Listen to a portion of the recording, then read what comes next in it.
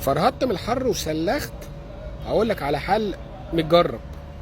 انت تطلع على الصيدليه تقول له يا عمو يا انكل والنبي انا عايز اكياس بتاعه الميه اللي هي بتعمل اللي هي الطويله ديت بتاعه الدواء، وتجيب لك 10 اكياس مثلا، حطهم في الفريزر من بالليل تصحى الصبح تاخدهم تحط مثلا ايه 6 في شنطه كده، شنطه ايد، تحط فيها مشمع من جوه، وبعدين حط ال6 اكياس، اتفضل معاك 4.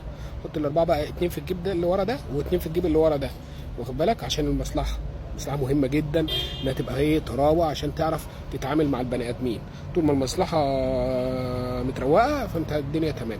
بعد كده طب وشك بقى انت هتبقى حران وزهقان من الحر، انت في الاتوبيس في المواصلات في اي مشوار قاعد في الشغل زهقان من البني ادمين خانقوك، وفاتح الشنطه وحاطط دماغك فيها وقوم طالع على طول كده، هتلاقي نفسك ايه خدت لك شويه تكييف كده حلوين.